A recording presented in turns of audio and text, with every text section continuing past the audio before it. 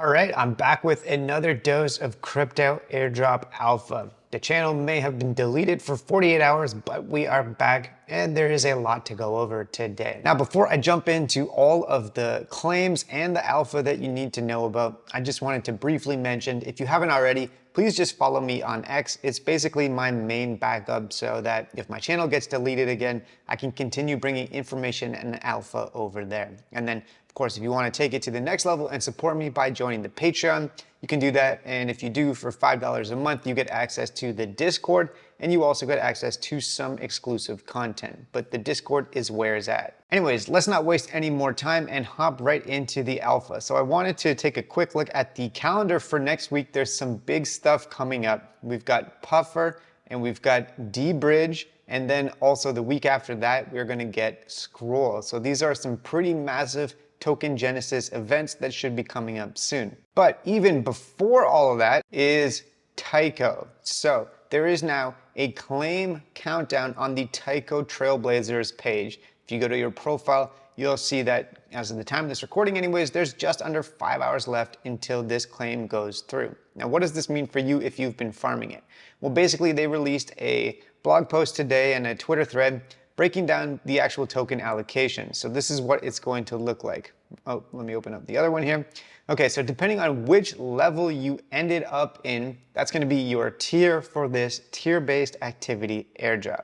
And basically the TLDR is the more that you farm this, the more that you're going to get. This really rewarded activity, clicking buttons every single day. And if you had TVO, you could get some multipliers on that. But realistically, even if you didn't have money, but you were just super active grinding this, you could have actually reached rank 11, 12, 13, maybe not 14. But this is the allocation of Tyco tokens that you get for each level. And as of the time of this recording, this is several thousand US dollars, or, well over 1,000 in this case if you reach level 12. So we're going to be able to actually check the full final allocations and claim the tokens in just under 5 hours. But moving forward, there's a little bit more alpha. If you want to try to farm this one in season 2, I do suspect that there will be an opportunity to kind of replicate this. So for people that have a smaller or maybe a medium pool of capital and a lot of time that you're willing to dedicate to airdrop farming, Tyco Season 2 is a decent target. And if you are going to farm Tyco Season 2, they have these two ways that you can get multipliers by either providing liquidity of the Tyco token when you get it from round 1 of their mainnet airdrop, or you can lock it up in this called Tyco Drips. This you don't have to have exposure to impermanent loss, but you will get multipliers based on the amount of time that you lock up your tokens. So I'm gonna throw links to all of this stuff down below. Check it out, and if any of this interests you, then you know what to do. Okay, next up, I just wanted to talk about the reality of continuing with multi-season airdrops, because if we've learned anything from Zero round 2 and Optimism round 5 this past week, it's that you can never assume that airdrops are dead. And so on that point, I mentioned Zero maybe a week or two ago, but Optimism airdrop number 5 is claimable today. This airdrop was a nice little surprise. Now, I only claimed 131 OP tokens in this wallet right here because I haven't been super active in farming over the past few months, but some of the people in the Cove Discord got thousands of OP tokens, literally thousands of US dollars in a surprise airdrop. And if we go back to this tweet over here, you notice that there is roughly 550 million OP remaining for future airdrops. So there really are incentives to keep pushing, keep clicking buttons, and keep interacting with chains and apps that still have remaining supply and that you think might have potential. So some other ones, aside from continuing with, layer 2s like Optimism, there's still ZK supply that is outstanding for community incentives. And I don't think it's out of the question that they could incentivize by doing another retro airdrop. W or Wormhole Season 2, I think they have 7 or 8% of their supply still left. And I also know for a fact that a lot of people stopped farming W after season 1. And that's exactly also what happened with layer 0, and the people that continued farming got massive allocations in their surprise second airdrop. So the key takeaway from this is just because an airdrop has happened, it doesn't mean that there's no juice left to squeeze out of that berry. And these are some very excellent examples of why you should keep clicking even if you're unsure. All right, next up, let's talk about Scroll. So this is one of the few remaining Ethereum layer 2s that has yet to drop and that actually might have some potential, although it's not looking incredible right now. And we'll talk about why. For starters, the snapshot was announced in advance, which never is ideal because it means that basically mercenary capital can then say, oh, all right, I'll just bridge over $10 million for the next 8 days and max out my points. So announcing the snapshot date, I feel like was a bit of a mistake. But in terms of the actual TGE and token claim, it looks like that is going to be on October 22nd. So you can mark your calendar for that. Now, aside from pre-announcing the snapshot date, some other potential issues are that the first round of the airdrop is only 7%. Well, they're allocating 15% in total, which is honestly not bad. I'm not actually unhappy with the total amount, but I feel like given the length of time that some people have been interacting with Scroll, maybe 7% for airdrop number 1 was a little bit on the low end. But really the main issue, and the thing that you'll see all over Twitter if you've been on it recently, is that Scroll is launching on the Binance launch pool, but Binance has already actually launched spot trading for the SCR token, and they've allocated 5.5% of the supply to this, which is just a massive, massive valuation. So right now, if you have a Binance account, you go on Binance, you'll notice that you can actually trade the Scroll token, even though it's not even launching for another week, week and a half. So that is the update on Scroll. Honestly, I am not having super high expectations for this one. We'll see what happens. I feel like their allocation criteria is going to be a mixture of farming the marks or the points, the badges, then maybe some social stuff like, Twitter, Discord, GitHub, or if you minted their soulbound NFT a year ago, interacting with the testnet. I feel like they'll have a variety of criteria, but yeah, I'm not 100% sure how bullish this one is going to be. We'll see. Okay, next up, let's talk about Puff, because Puff, this meme coin that we've been airdrop farming for a few months now, if you've been following along with the channel, has the ultimate trilemma coming up. And so in their Discord today, they announced that it's going to begin on October 14th, so 3 days from now, and you're going to have 1 week to make your decision. However, and this is an important thing to note, is that the earlier you decide, the bigger the multiplier you will get. And this is similar to how they arranged their previous games for farming this airdrop. So people that decided earlier got a larger allocation if they chose the correct option. So these are the 3 options that you're going to have to choose from. Number 1, burn the Puff tokens that you've collected in order to earn this other token, Acid, that's going to give you a share of 225 million Cook tokens. Now, before we talk about whether or not this is the best option, let's go through the others. So the second option is to supply your Puff tokens and borrow METH against it at this fixed rate for 6 months in a locked position. And if you do that, you get temporary liquidity on that in the form of METH, but you also get to earn a share of 22.5 million Cook tokens. So 1/10 the total supply available to option 1, but in the interim, you get to actually get some ETH for that. Now, the third option basically is you keep your Puff, you just lock it up for 1 week, and then you will earn in a tiny share of 2.5 million Cook. So the benefits of this third option basically are if you think that the Puff meme coin has some value beyond this, is going to continue actually being valuable, and whether or not you think this is the case, then that's the only reason you might want to choose option 3 in my opinion, because the total share of Cook tokens that is going to be available is only 2.5 million, which is a tiny fraction, 1% basically, of what you would get for option 1. If you go for option 1, you're really gambling that the Puff that we burn is going to be worth more in the form of the Cook, because you could sell it today for like 7 cents a Puff token on the open market.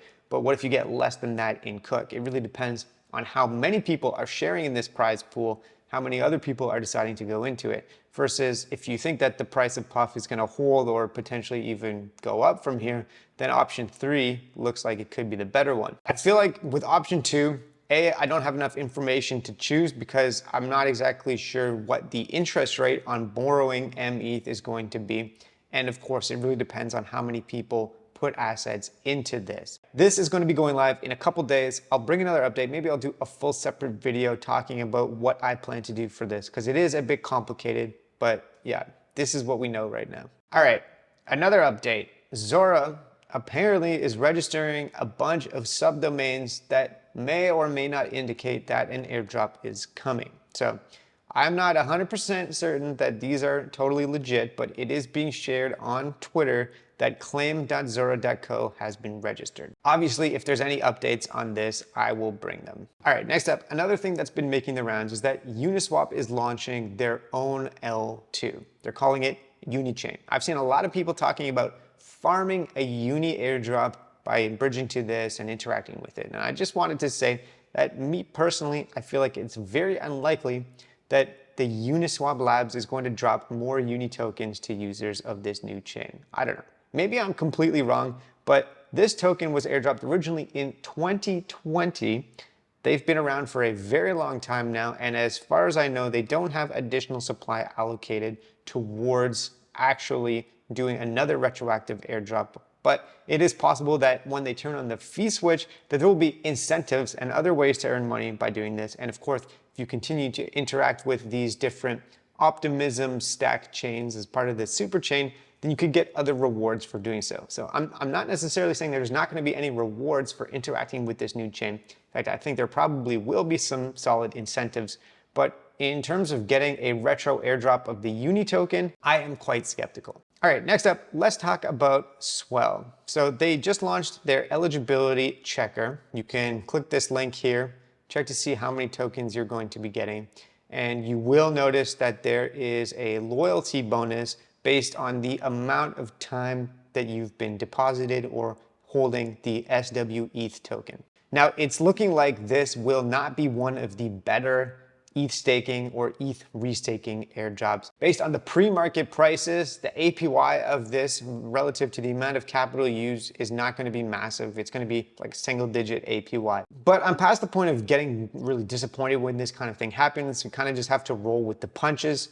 In some cases, we get, 2-3% APY, and in some cases, you get 50% APY. But that's why we're playing this game and having a diversified portfolio of airdrop farming targets so that we make sure that we hit the power law of this, which is that 80% of the rewards from airdrops are going to come from, say, 20% of the actual farming that we do. That's the way that I'm approaching it anyways. All right, next up, for Jupiter, they've done a little revamp of the vote.jupe.ag website, and they're going to have a newsletter now. So if you want to go sign up for that newsletter, maybe this will be some sort of qualifier. In any case, it's going to remind people when there's votes live. All right, next up, let's just briefly touch on this. Cove dropped their token.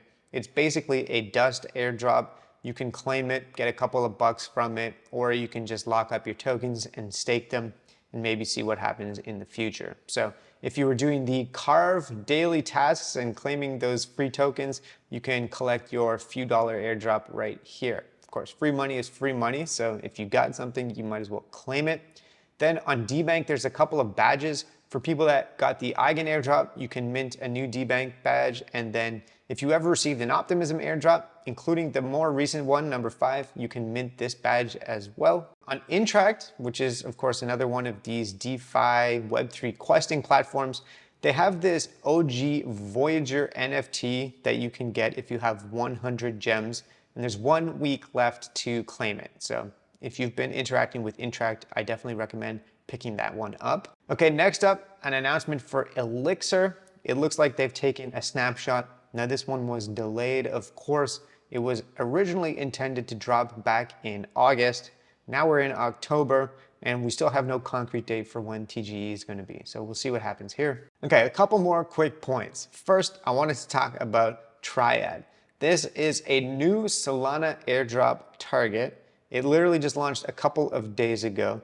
And if you want to experiment with it, it's kind of like poly market for choosing which protocols are going to do well. So basically for each one of the protocols that are trading, or some of them are NFT collections, there's a question. So for example, for Pyth, it's asking whether or not the market cap is going to exceed 1.5 billion by the end of October. So you can either vote yes or no by voting hype or flop. And then if you get it right, obviously you make money. But they do have a points system. So if you click here, you'll be able to track your points.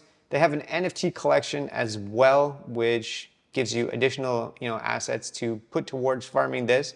Not necessarily saying that you go out and buy these, because they are quite expensive and it is a bit speculative. But this is a brand new airdrop farm and it could have potential. So if you want to experiment with it with a small amount of capital, I would say it's a decent target. And then the final thing that I wanted to talk about is this report from Keyrock Trading. They dropped a really great report talking about airdrops. So if you want to check it out, I think it's actually super interesting. It's talking about what percentage of airdrops actually do well and increase in price after the token genesis event. Turns out barely 10%, but it also talks about kind of why, and we can also see which types of projects have been doing better. Has Ethereum or Solana been doing better? Well, actually, it's looking like the ratio of positive to negative airdrops on Solana has been better than that of Ethereum. And I think this chart here is actually super interesting. 90 days after token launch, how many tokens and which tokens specifically have increased in price? Only these ones at the bottom here have actually been doing well relative to their launch day prices. Now, this does not include some of the more recent drops like Eigenlayer. It's not on the list here, but it is a pretty interesting list. So I'll leave a link to this report down below if you want to check it out. I think that there is still a lot of potential in airdrops, but the meta may be slightly shifting. Anyways, thanks again for watching. Hopefully you found this useful as always. And if you're curious about what happened with the whole ban of my YouTube channel and what I plan on doing moving forward, I did release a little video earlier today talking about exactly that. So have a great weekend.